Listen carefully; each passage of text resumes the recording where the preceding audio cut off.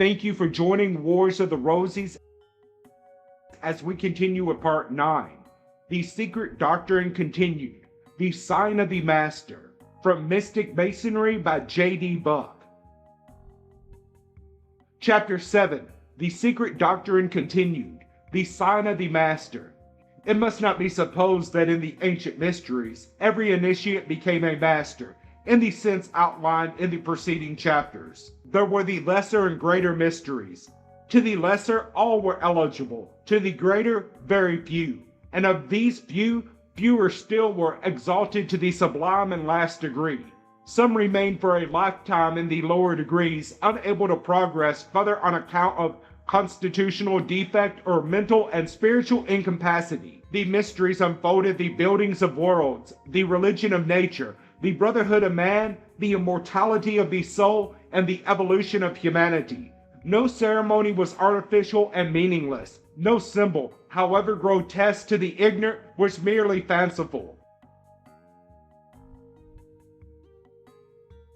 It is not in the books of the philosophers, but in the religious symbolism of the ancients, that we must look for the footprints of science and rediscover the mysteries of knowledge. The priest of Egypt knew better than we do the laws of movement and of life.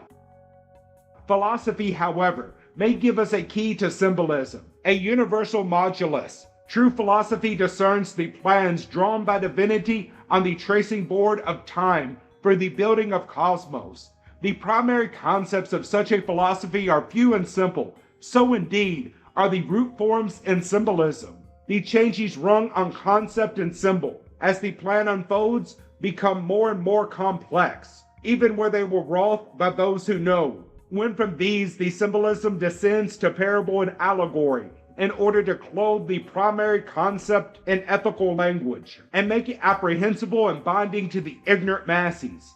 Its garment and fiat read, "Thus saith the Lord." When, however, ignorance in high places, or cupidity and lust for power interpret, or willingly suppress, disfigure and distort the ancient symbols, and has done so for lo, these many centuries, the masses are not prepared to believe that the real truth, uncontaminated by man, has ever been discovered. The Vandals have done their work better and more successfully in thus blotting out all belief in the existence of the old wisdom, than in destroying the records of the truth itself. The real symbols are the modulus of nature, and man can never destroy these.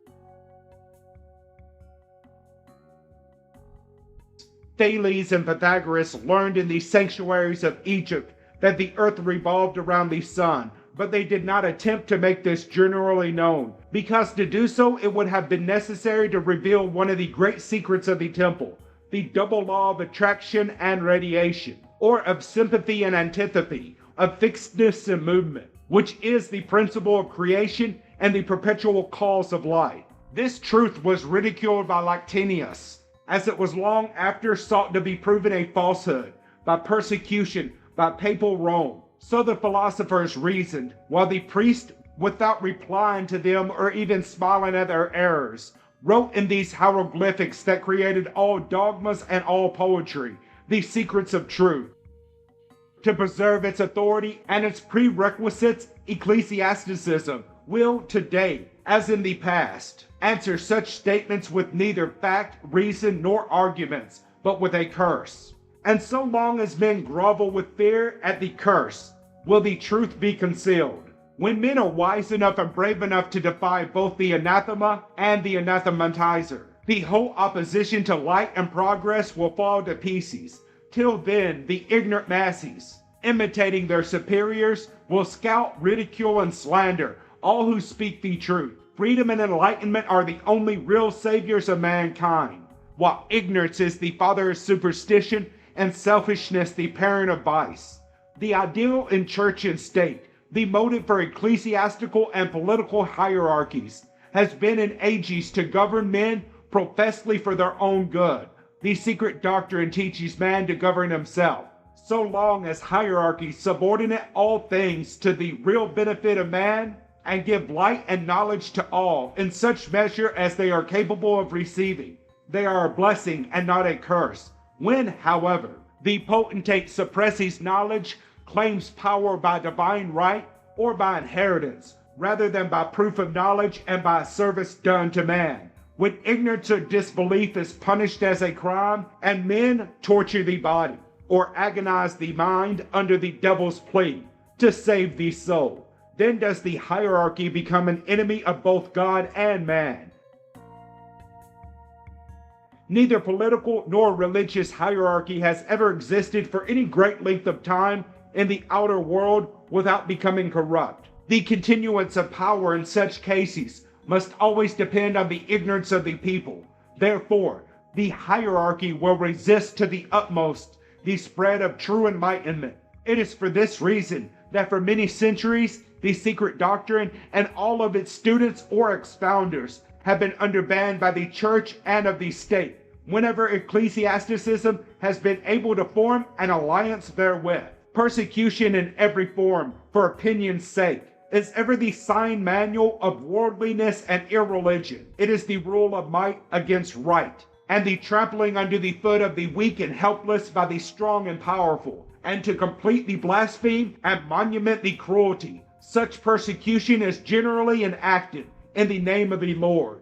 The altars of Masonry have ever been the beacons of light of liberty, and the lodge of a city of refuge, a sanctuary of knowledge and protection to the wayfaring brother of all nations and tongues, patterning after the sanctuaries of the ancient mysteries and founded on the principle of the universal and unqualified brotherhood of man. They have held aloft the torch of liberty. If in later times class distinction and color lines have divided the craft, the lodge has never resorted to persecution or been the agent of opposition. When these veils that have for the time obscured the true light are removed, and every man is regarded for his intrinsic worth alone, and Masonry is indeed and in truth no respecter of persons, then will this great organization enter on an era of prosperity such as its heritage from all the past, and its right by the simple power of brotherly love, relief, and truth. The traditions of Masonry in later times exclude women from participating in the work of the lodge, but not from all the rights and benefits of the craft. The reasons that have led to the exclusion of women need not here be discussed. A sufficient answer to all advocates of androgynous Masonry may be found in the history of all attempts to establish or to revive it. Each and all have failed, and have generally proved fruitful of discord and scandal. Nor is woman either the loser or the most to blame for this result. The ancient mysteries were organized schools of learning, and knowledge was the signal of progress and the basis of fellowship. And modern Masonic fraternity alone has usurped the place of wisdom, and in the service of the lodge to mankind, its great work has been preserved unaltered. The ancient landmarks as a heritage to posterity. Every true Mason for centuries has thus been a soldier of the truth, fighting for its altars and its fires. In this work of the lodge, woman can have been of no service, while every true Mason is the most loyal of men to every office of woman, as mother, sister, daughter, and wife, as companion, friend, and inspirer of man. He would have been trampled by her presence in the lodge, and she would have received no benefit by being admitted.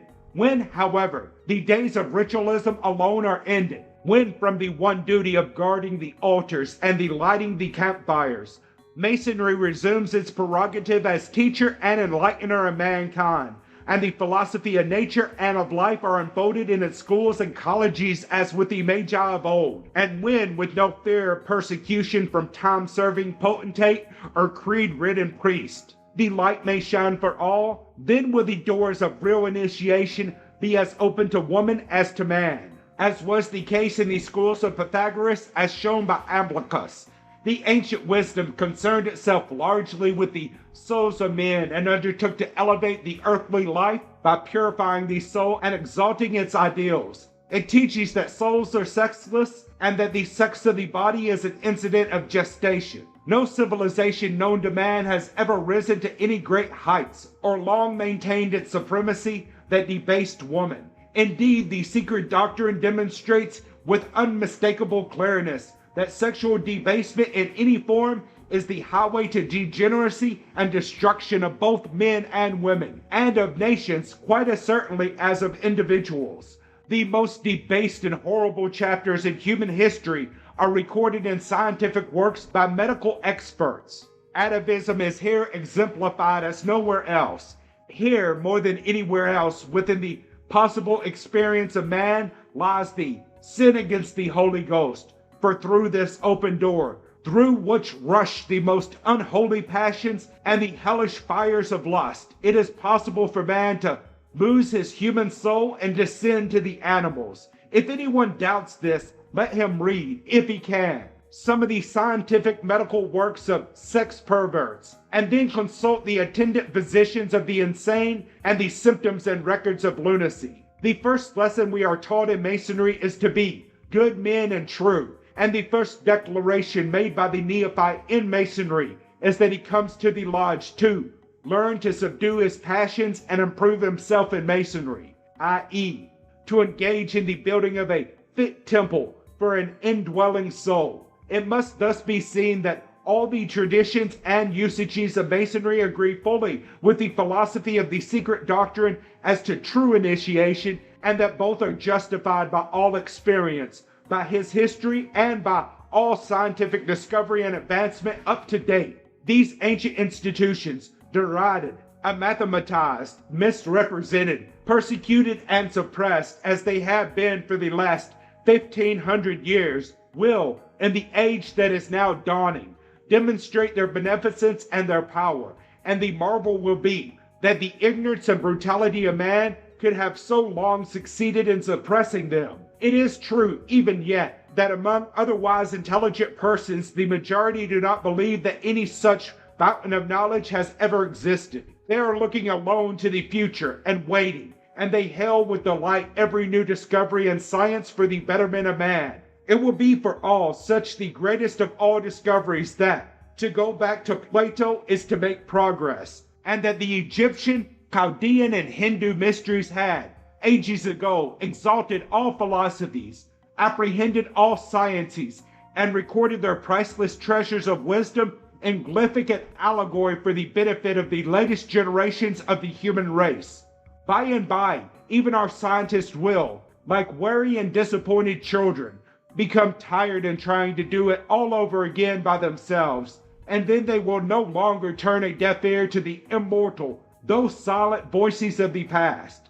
But how, someone may ask, were the ancients, even before the dawn of what we call history, enabled to make such transcendent discoveries? If, in the preceding chapter, the present author has succeeded in presenting even a faint outline of the meaning of the word master, and what initiation really accomplishes, the inquirer will not have far to seek for an answer to this question. The Secret Doctrine declares that it is the result, not of the vain guesses or the torturous investigations of ignorant men, but of the recorded and carefully tested experiences of generation after generation of trained adepts and perfect masters, the advance guards of humanity in every age. Things are not true because they are old, but old because they are true. Immortality belongs to truth and not to error. A thing is not true because God hath said it, or is supposed to have said it. God said it because it is true. And the whole manifestation of nature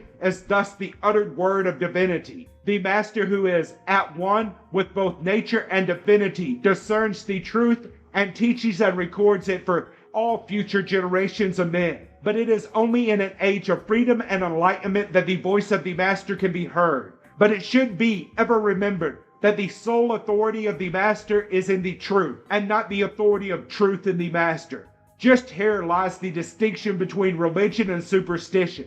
The masses will ever seek a sign, but the one only sign of the master is his servitude to humanity. He who can best work and best agree is called a master. Service and harmony, these are the sign manuals of the real initiate. The ignorant may worship as a god him who can produce signs and wonders, and when weary of worship, return to wallow in the mire, forgetful of the miracle. Hence the real masters in all ages have avoided publicity, gone into a mountain apart, and shunned the applause of men, preferring to be despised and slandered rather than have the truth ignored, and be themselves glorified of men. Thank you for watching, and please don't forget to share, like, subscribe, and comment. And if you can, please consider donating to Wars of the Rosies. Links to PayPal and Patreon are in the description. Thank you so very much.